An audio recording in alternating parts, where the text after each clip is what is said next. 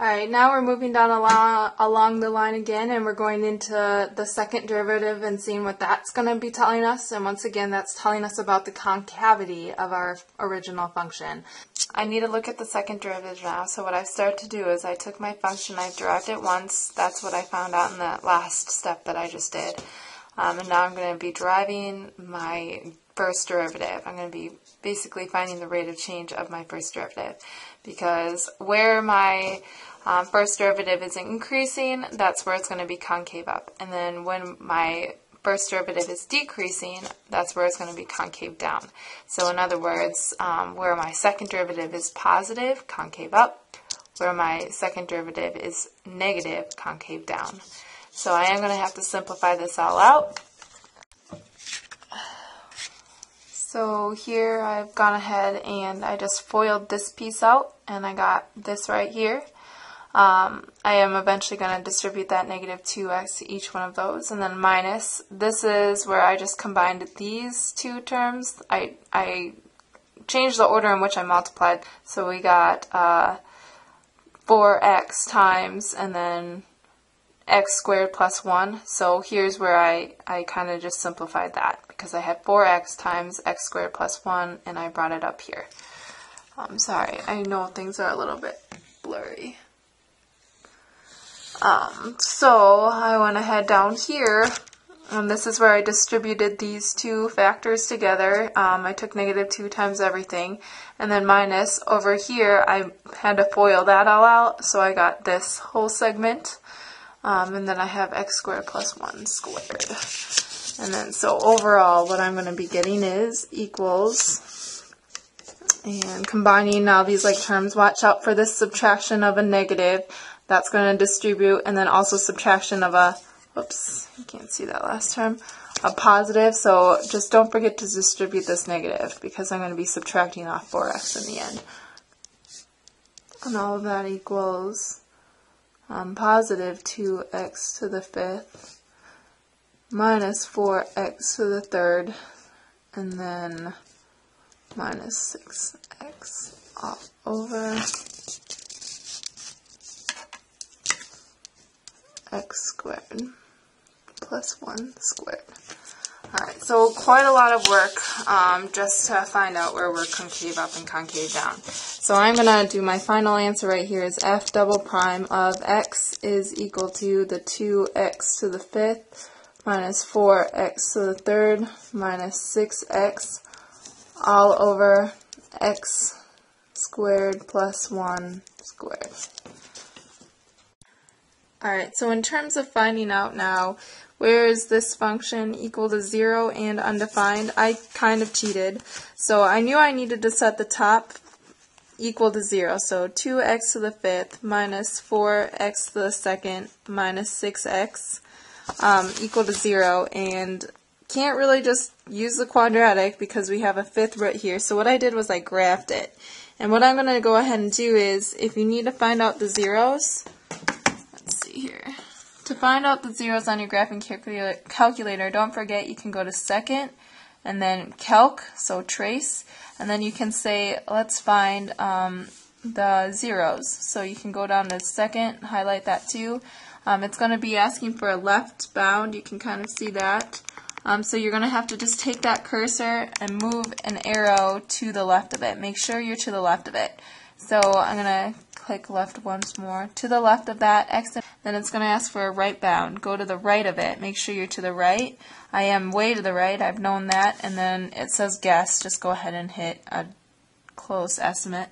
What it says is my zero is at negative 1.70 or 1.73. So I'm going to go ahead and say that's where one of my zeros are. So at X equals negative 1.73, and then I'm going to do this twice more, and what I'm going to get is x equals 0 and x equals positive 1.73. Those right there are when the top is equal to 0. I will never get something for the bottom equaling 0, so my second derivative will never be undefined. But these right here are my inflection values. They're the possible values where it will change from concave up to concave down. So I am going to do a sign line for that. Say hi to Aldo, everyone. Okay, so here's my sign line. No, I won't. Oh, no. Aldo. Alright, so what I've done is I have gone ahead and I've plugged in these -2, -1, 1, and 2 values because they are points within the intervals that I've found divided by those inflection points.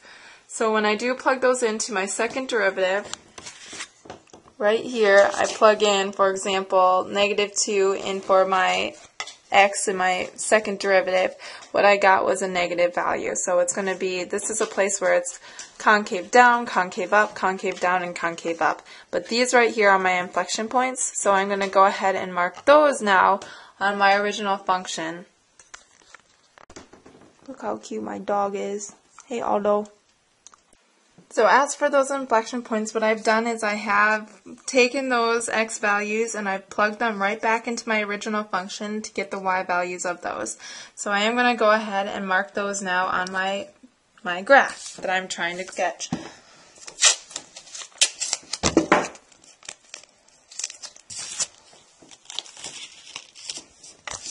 So I'm going to go ahead and tape all of that work right next to my second derivative work.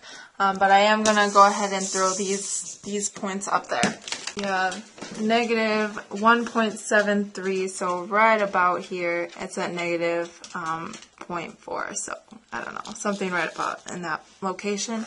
And then that's going to be an inflection point, and I should have done these in green because those are my critical points, but here we have 1.73 and then 0.74-ish. Okay, so there's the shape of what my function is looking like so far. And the last one now is to do the limits at infinity. So I need to try to find the end behaviors if there is a horizontal asymptote. Alright, so I'm going to be taking my y equals x over x squared plus 1. And I am going to be finding the limit as x approaches infinity of this function, and it's not really telling until I do that one manipulation where I'm going to locate the highest power on the denominator of my function, which is going to be that x squared, and I'm going to divide pretty much every single term on top and bottom by that x squared. So instead I'm going to be finding the limit as x approaches infinity, because what I'm going to do is take everything times 1 over x squared, and then everything times 1 over x squared on the bottom, and what I'm going to get is x over x squared, and then x squared divided by x squared plus 1 divided by x squared. What I get is the limit as x approaches infinity of 1 over x when I simplify things, over 1 plus 1 over x squared. So now, using that property of 5.5, what you can then say is the limit as x approaches infinity of this piece right here, if I were to, I could substitute now in at this point. What you get on the top is 0 over 1 plus 0. So in other words, this thing is all going towards 0. As x approaches infinity, y is going towards 0. Same thing as if you did the limit as x approaches negative infinity, it'd be the same deal. We have 1 over x and then 1 plus 1 over x squared. So what's going to happen still as it approaches negative infinity, it's still going to be approaching 0. So what we have is a horizontal asymptote of y equals 0. So I'm going to post this up on my wall.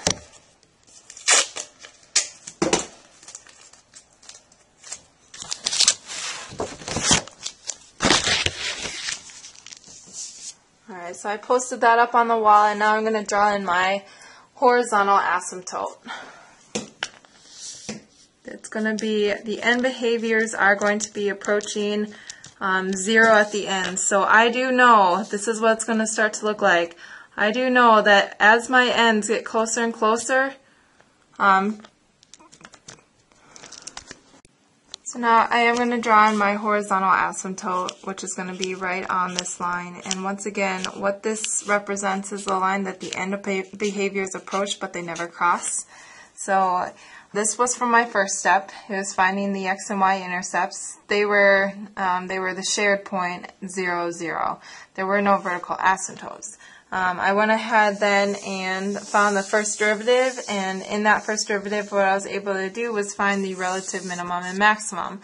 They're located in the green. So here we have the green points. I did change those. And then this was all of our work for those inflection points where it's going to change from concave up to concave down. So just keep in mind those were in the kind of light blue. And then finally the horizontal asymptote. So I drew that. When you're sketching this in, you know it's going to be a flowing line. Because there are no vertical asymptotes, it's a flowing line that's connected. The end behaviors are going to be getting closer and closer to this line. I didn't do that quite right. This should be a concave down because when you look over here it said from negative infinity to negative 1.73, it is kind of a concave down. So I am going to do something kind of arching halfway down.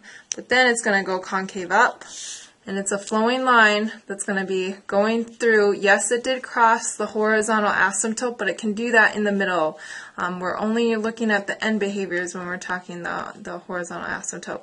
And then right here, it's going to switch from concave down to concave up. So it's going to start to kind of do a half bowl up as it gets closer and closer to the x-axis. So there is the sketch. If you do that on your graphing calculator, and if you look, we did it exactly. So all of these are using those steps. A lot of work, and I'll back up so you can see everything. A lot of work that went into these kinds of problems, but what I hope you can start to see is that it's all stuff that we've learned before, and you just have to kind of tie everything together.